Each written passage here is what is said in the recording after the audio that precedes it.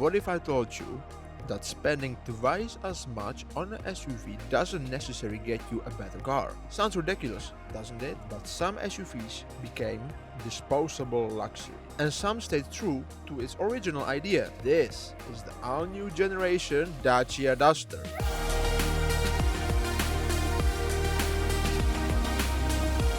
And by the end of this video, you might start looking at the expensive SUVs very differently. We are the daily drivers. The Dacia Duster is always about one thing: offering as much car for as little money as possible. And the new Duster, built on a CMF-D platform, introduces the brand new design language of the Dacia, which I actually really like. And with that out of the way, let's go towards the exterior design. In the front, we have this Y-like full LED daytime running lights. Below those, we have our LED headlights, LED fog light. We have a rear vent, which I really like. We have this black cladding, which is from recycled plastic. No park distance control in the front. And from the front, I have to say, this has really nice stands. Even the hood has this really like power dome-like design. So if you sit inside, you have really nice view over your bonnet, and it makes it, placement-wise on the road, really easy to place it. And with this out of the way, let's go towards those beautiful wheels. On the side, we have those beautiful 17-inch rims, which are blacked out. We like it. New Dacia logo. Behind those, single piston brake caliper with ventilated discs. We have this nice cladding. I already said that it's recycled. Over here, a little recycled bed. Those bronze mirrors, which are automatically folded, are part of the extreme trim we have with us today. You can just step on those running boards, which makes it easier actually to put something on your roof, but you can even put those roof rails horizontally. Then you have like crossbars, which is quite nice. Door shutting sound, very important on a Dacia. Decent. The rear one, also pretty decent, have to say that. And at the back, we have this really nice blacked out antenna, a little roof spoiler, privacy glass. Over here, a little Duster sticker, not a badge. Park distance control, reverse camera, baking like Africa. And this tow hitch can tow up to 1500 kilos, but if we remove it, then we get 36 degrees of departure angle. With the 31 degrees of approach angle, makes this car quite capable off-road. You can even get a four-wheel drive, which I really recommend you get it. And Dacia offers plenty of engines actually to choose from. Nice hood strut, by the way. 1.2 liter 3-cylinder turbocharged engine. This is the latest Renault Dacia 3-cylinder engine, which runs as a mild hybrid with 48 volt mild hybrid system. Battery 0.86 kilowatt hours, located under the passenger seat. This engine has a direct injection. You can see the high pressure fuel pump right over here. We have up to 250 bars of fuel pressure, which is quite nice. We have dual overhead camshafts, which are actually sitting in a nice rolling bearing to actually prolong the lifespan, which is really nice. We even have over here cooler for the engine intake. It is a liquid to liquid cooler, and what it does, it keeps the engine intake temperature on a really nice optimal level. So depending actually on the weather, the intake air will still be 40 degrees, no matter how hot it is or no matter actually how cold it is. That is actually, I have to say, quite important, because this engine runs on Miller cycle only. The idea is actually to reduce compression and extend the extension of the engine on the low load. If you do not do that, those engines will actually start knocking at the low RPMs. And that's something you definitely not want to have. So that is actually why it runs on that. It's a timing chain driven engine. The combined power of this drivetrain is 130 horses and 230 Newton meters of torque, which is actually pretty good. Washer fluid is located all the way over here, then you know that. Hood shutting sound, decent, I have to say. In the doors, everything is actually hard pack, but I have to say pretty high quality. Nothing creaks or rattles, so that's really nice. Automatic windows on all four corners, thumbs up for that. You have this Y again in the door design, really like it. Just a door woofer, nothing really special. In front of I have animal-free leather-wrapped steering wheel with buttons for my cruise control and buttons for my digital gauge cluster behind it. Few stocks for your lights, a little stock for your wipers. Behind that, stock for the media. We have the 7-inch digital gauge cluster, but as a base model, you get analog one with just 3-inch LCD panel. Infotainment actually next to it is also on this top trim, 10-inch, but you can even spec this car without an infotainment screen. I mean, that's amazing in 2026. Little infotainment screen does actually have wireless Apple CarPlay and Android Auto, which is a nice thing. Below that we have those bronze, again with that i-design vents, which feel quite nice. We have these buttons, they click quite nicely, you have to say that. Below that, a little cubby for your iPhone. You can put it right over there. We have over here even optional wireless charging, a 12-volt socket, 2 USB-Cs and a 6-speed L manual, which feels actually pretty nice, and more on that while driving. And right over here we have something that you're quite proud of, U-clips. You can remove it. This is actually a hook. You have also other accessories. We even have a phone holder, which I quite like, and you can even put it right over here. So that's pretty nice. We have a little cubby over here. If you have the 4-wheel driven model, then you have a drive mode selector for your 4-wheel drive. 2 cup holders which are holding your Doppler decently well, I have to say that. Slightly better than in the Clio. Cup holders, they hold the Doppler quite well. If you want to see our Renault Clio review, check it right over there. Armrest, which is actually not padded almost at all. So on the long journeys, it will hurt your elbow a little bit, but you have even some clips for your cards and decent amount of space. Seating wise, this car, I have to say, is pretty good. We have those really nice seats. We have really nice design with this Dacia logo in them, and they are from, I would not say cloth. It is also not a synthetic leather. It's some kind of feeling like neoprene actually. It is really durable and easy to clean.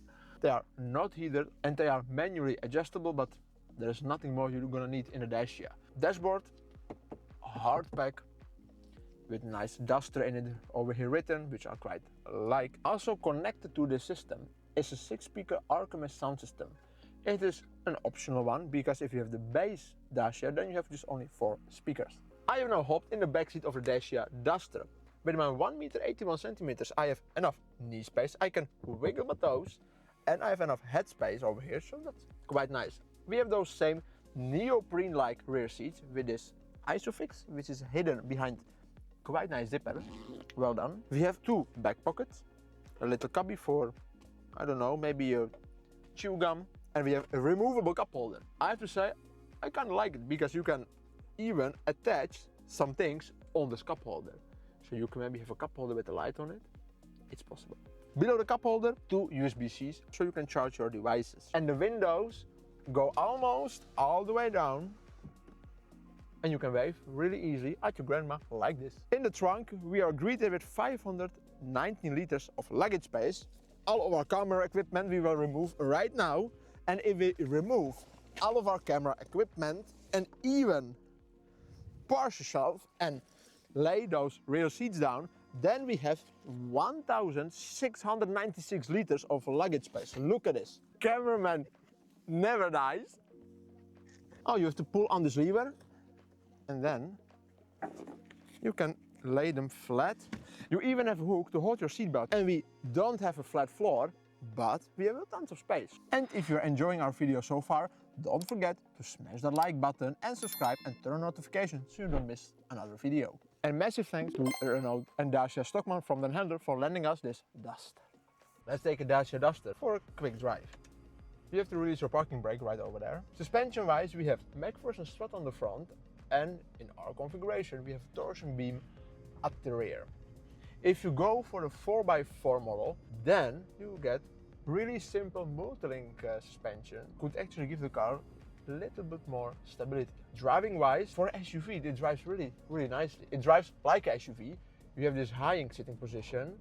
You see over your hood, but car doesn't actually head wobble a lot. The head wobble is, I have to say, quite manageable. Over bumps, it dams really, really nicely. You have just one compression and that's it. It is well comfortably tuned, so the whole car has quite a soft suspension, so over bumps and over some off-road, rough roads, it is quite comfortable. We have hydraulic steering wheel which is electrically assisted, and it feels quite nice. If you do a hard acceleration in the corner, you get a little bit of a torque steer, which feels quite fun, but you can really feel what the front wheels are doing. And even we have some Hankook tire, which I'm actually not a fan of. In our configuration, the car is coupled to a 6-speed L manual. The L manual feels nicely, but because it's a hybrid, you have to get used to the clutch. It will give you like maybe 1 or 2 days to get used to it. I got already used to it, so I drive it already quite, I have to say, smoothly. At the first, it can feel a little bit weird. And maybe also because the first gear is quite short, but because this car is also capable of go off-road. Because it cannot have a low gearing, then you have to do actually everything on the first gears. Brake performance-wise, it is quite decent, I have to say. Cruise control, we have these buttons. With this mode button, you can select between speed limiter or between off or regular cruise control. Easy to set like this. Set and forget. I have to say, the engine performs quite well. Look at this. Yeah, 80. So there is enough power actually to overtake.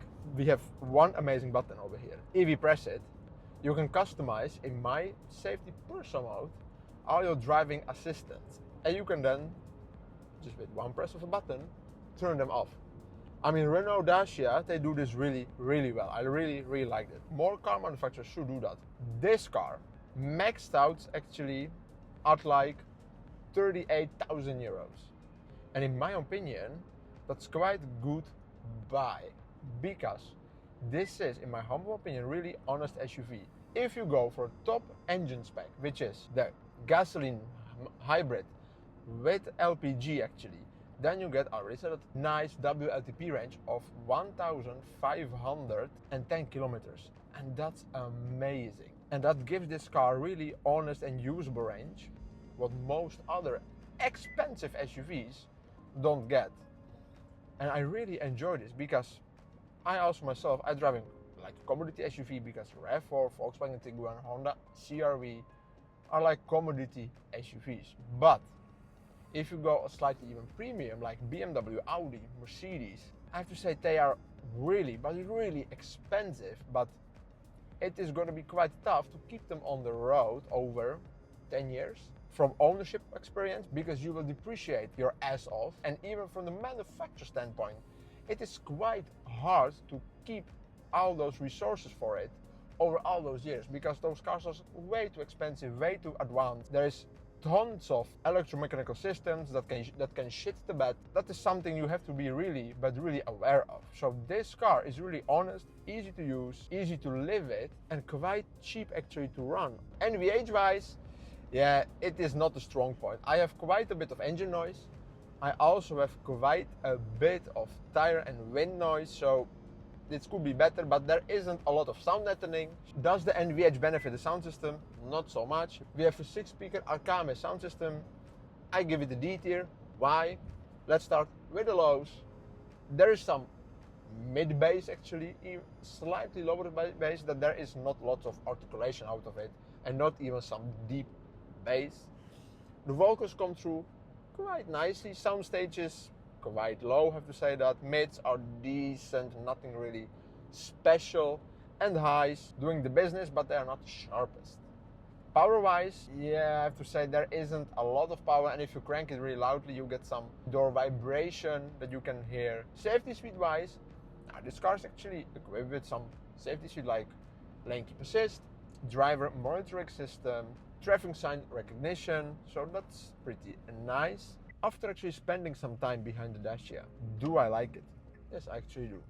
I think it suits the marketplace really nicely. It's maybe not the best car for in the Netherlands, but in other countries you can get plenty of use of it, because you can go off-road with it. This car actually doesn't even try too hard, but it gives you just an honest driving experience. So I really like that. And something that modern SUVs sometimes do not give you so much because they are pure aimed at the luxury, and sometimes that is just not why you buy an SUV for, because SUV should also can go off-road in my opinion. And the reverse camera, to say, is pretty decent quality. Look at this. It even turns with your wheels so you know where the car will be, and you can do some parking with it like this. And it has also a view for your tow hook if you wanna tow something like this. And let's go back to the question we have asked actually at the beginning of the video. Are expensive SUVs pointless? First we have to go through our pros and cons. Our first pro is the design. This car has, for the price, really but really nice road presence. Second pro, if you get a top trim which has gasoline and also LPG and a hybrid, you have a WLTP range of 1,510 kilometers. That is quite impressive for that amount of money. And my third pro is off-road capability. This car, if it has the proper tire on it, the four-wheel drive system, can go places you would actually not expect. That's really well done, Dacia. Our first con, if it's hot outside, those seats are not ventilated, and I have to say I get quite sweaty ass and back from those material. It is not really breathable that well. My second con, elbows do hurt on a long journey because there isn't a lot of padding in the doors. And my third con is actually the sound system. It is just a D tier, maybe a slightly better one with a sub to do the job in this car. Are expensive SUV pointless? It depends on what you're looking for. If you're looking for status symbol and you want to have a disposable car that you are going to throw away after 5 or 10 years, yes, then they are. But if you want to have an honest SUV that you can go places where not a normal car can go, and you will keep it for like 10, maybe 15 years, then I can fully recommend it. But I do recommend to go for the top trim with four-wheel drive and the hybrid LPG gasoline version because of the WLTP range and automatic transmission. So, this was our full review of the Dacia Duster 3rd generation. Like and subscribe and let us know how do you like this car. And we will see you on the next one. Ciao!